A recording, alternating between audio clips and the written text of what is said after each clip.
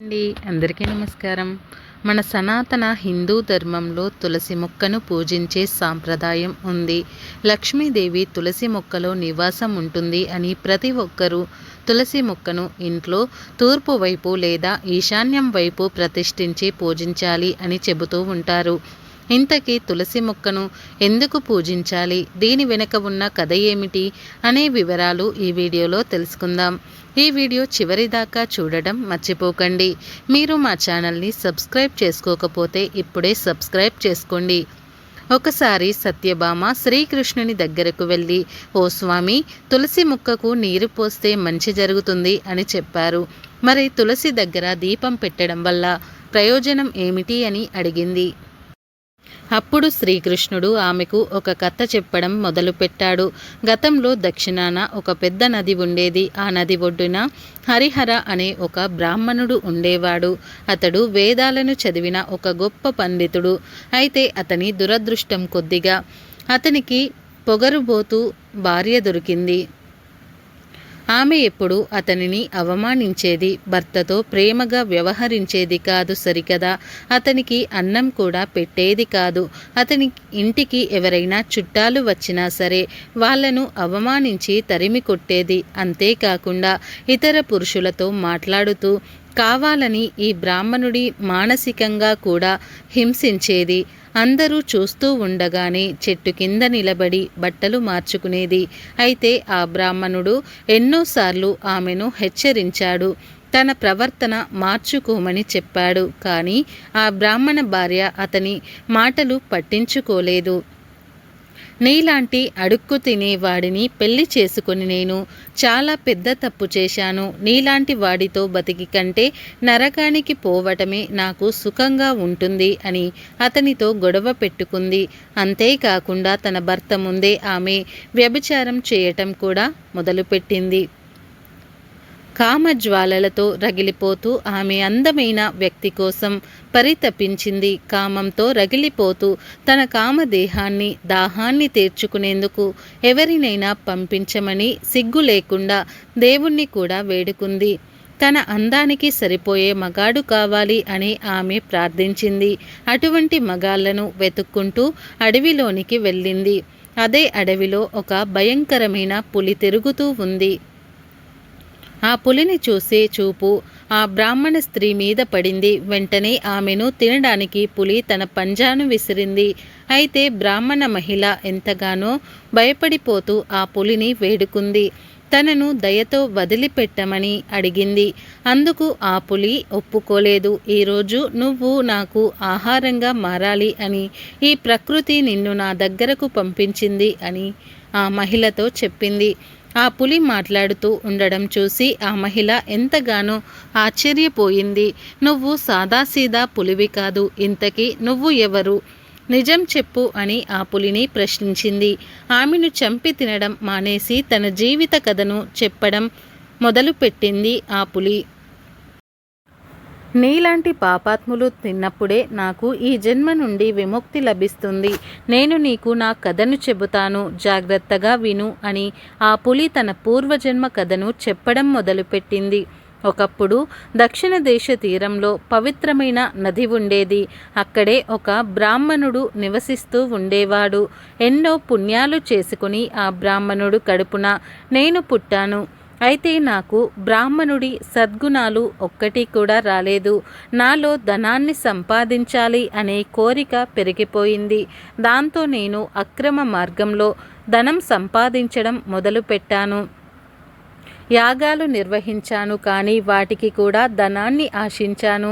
ఎన్నో పాపపు పనులు చేస్తూ పాపాత్ముల కోసం యజ్ఞాలు కూడా చేసి వాళ్ళ నుండి విలువైన దానాలు స్వీకరించాను. ఇలా సమయం గడిచిపోతూ ఉంది. నేను ముసలివాడినైపోయాను, కానీ నా మనసులో మాత్రం ధనాన్ని సంపాదించాలి అని అత్యాశ పోలేదు. ఓ రోజు నది ఒడ్డుకు వెళ్ళి కొంతమంది పండితులతో కలిసి సక్రమమైన పూజా విధానంతో కాకుండా తప్పుడు మంత్రాలు చదువుతూ పూజలు చేశాను. కానీ అదే సమయంలో ఒక వీధి కుక్క నా దగ్గరకు వచ్చింది. దాన్ని నేను తరిమి కొట్టాను, కానీ అది నా కాళ్ళను కొరికేసింది. కుక్క కాటుకు నేను అక్కడికక్కడే చనిపోయాను. నేను చనిపోయిన తర్వాత యమదూతలు ప్రత్యక్షమయ్యారు. ఇటువంటి పాపాలు చేయటం వల్ల నాకు యమలోకంలో ఎన్నో శిక్షలు వేశారు. కొన్ని వేల సంవత్సరాల పాటు ఆ శిక్షలు అనుభవించిన తర్వాత తిరిగి నాకు ఇలా పులి రూపంలో జన్మ లభించింది. నా పూర్వజన్మ గురించి నాకు బాగా తెలుసు, కాబట్టి నేను పుణ్యాత్ములను చంపుకు తినను అని ఒక ప్రతిజ్ఞ చేసుకున్నాను. కానీ మీలాంటి పాపాత్ములైన వాళ్లను మాత్రం చంపి తింటే ఖచ్చితంగా నా పాపాలకు ప్రాయశ్చిత్తం అవుతుంది. ఇలా చెప్పిన తర్వాత ఆ పులి ఆ మహిళను చంపి తినేసింది. ఆ తర్వాత ఆమెను యమదూతలు తీసుకువెళ్లారు. నరకానికి వెళ్ళిన తర్వాత ఆమెను యముడి ముందు నిలబెట్టారు. ఆమె పాపకర్మలు చూసి చిత్రగుప్తుడు సైతం ఆశ్చర్యపోయాడు. ఆమె వ్యభిచారం చేయటమే కాకుండా భర్తను, అత్తమామలను నానా రకాలుగా హింసించి ఎన్నో పాపాలు చేసింది అని తెలిసి ఆమెకు ఘోరమైన శిక్షలు విధించారు. ఎన్నో సంవత్సరాల పాటు అగ్నిగుండంలో ఆమెను కాల్చివేశారు. ఆ తర్వాత ఆమె ఒక చండాలుడి ఇంట జన్మించింది. ఎలాంటి దాన ధర్మాలు, హిందూ సాంప్రదాయాలు తెలియని ఇంట్లో పుట్టడం వల్ల ఆమె 20 సంవత్సరాల వరకు కూడా ఎన్నో అవస్థలు పడుతూ బతికింది. ఆ తర్వాత ఆమె ఒక నది ఒడ్డుకు వెళ్ళినప్పుడు అక్కడ కొంతమంది స్త్రీలు తులసి మొక్క ముందు దీపం వెలిగించడం చూసింది.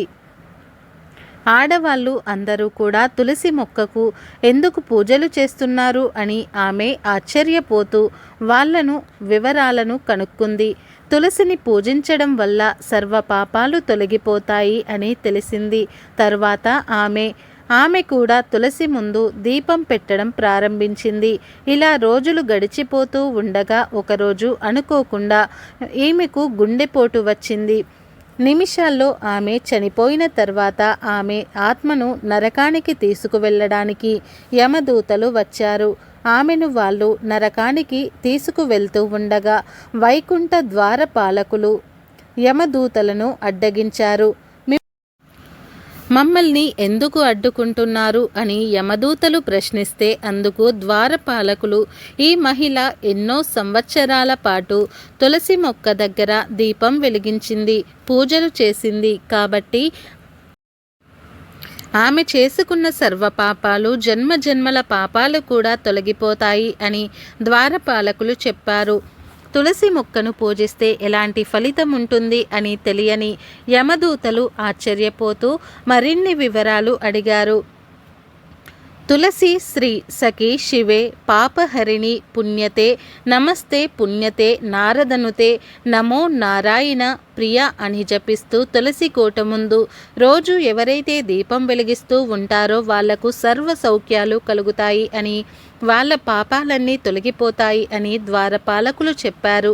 అంతేకాకుండా తులసి మొక్కను పూజిస్తూ ఉన్నప్పుడు విష్ణుమూర్తిని కూడా స్మరించుకుంటూ ఓం నమో భగవతే వాసుదేవాయ అనే మంత్రాన్ని జపిస్తూ ఉండాలి. ప్రతినిత్యం సూర్యాస్తమయం సమయంలో, సూర్యోదయ సమయంలో కూడా తులసి మాత ముందు దీపాన్ని వెలిగించి విష్ణుమూర్తిని స్మరిస్తే ఎంతో పుణ్యం లభిస్తుంది. సకల జన్మల పాపాలు కూడా తొలగిపోతాయి. వ్యభిచారం చేస్తూ భర్తను హింసించిన స్త్రీ ఏ విధంగా అయితే తన కర్మ ఫలితం నుండి తప్పించుకుందో అదేవిధంగా తులసి మాతను పూజించి గౌరవిస్తే ఎంతో శుభం కలగటమే కాకుండా ఇంట్లో కూడా శాంతి సౌఖ్యాలు కలుగుతాయి. అయితే తులసి మాత ముందు నెయ్యితో చేసిన దీపం కానీ, నువ్వుల నూనెతో కానీ దీపం వెలిగించాలి. ముఖ్యంగా ఆవు నెయ్యితో దీపం వెలిగించడం వల్ల అత్యంత శుభ ఫలితాలు కలుగుతాయి. ఒకవేళ ఆవు నెయ్యి కొనుక్కునేంత స్తోమత లేదు అనుకుంటే, లేకపోతే అటువంటి సమయంలో నువ్వుల నూనెతో దీపం వెలిగించే వాళ్ళ పాపకర్మలతో పాటు శనిపీడ కూడా తొలగిపోతుంది. నెగిటివ్ ఎనర్జీ తొలగించుకోవటానికి కూడా నువ్వుల నూనె దీపం పనికి వస్తుంది. 7 జన్మల పుణ్యం లభించాలి అంటే తులసి మాత ముందు దీపం వెలిగించాలి. దారిద్రం దరిదాపుల్లోకి కూడా రాదు. ఇంట్లో కూడా ఎప్పుడూ సుఖ సంతోషాలే ఉంటాయి. తులసి దీపం వెలిగించడం వల్ల పితృదోషం, కాలసర్పదోషం వంటి దోషాలు కూడా నశిస్తాయి. మన ఆత్మ శుద్ధి చేయబడటం వల్ల మన పాపాలు ప్రాయశ్చిత్తం అవుతాయి. ముఖ్యంగా జీవితపు చివరి రోజుల్లో ఉన్న వ్యక్తి తులసి మొక్క ముందు దీపం వెలిగించి శ్రీ మహావిష్ణువుని స్మరిస్తూ ఉంటారో వాళ్ళకి మోక్షం ప్రాప్తిస్తుంది.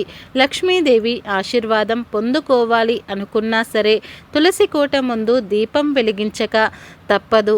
ఇలా శ్రీకృష్ణుడు సత్యభామకు తులసి గొప్పతనం గురించి వివరించారు. మీరు కూడా తెలుసుకున్నారు కదా. కాబట్టి నిత్యం తులసి కోట వద్ద పూజ చేస్తారు అని ఆశిస్తూ ఈ వీడియో మీకు నచ్చినట్లయితే లైక్ చేయండి, షేర్ చేయండి. అలాగే మా ఛానల్ని కూడా సబ్స్క్రైబ్ చేయండి. ఈ వీడియో నచ్చితే మీ అభిప్రాయాలను కామెంట్ సెక్షన్లో కామెంట్ చేయండి.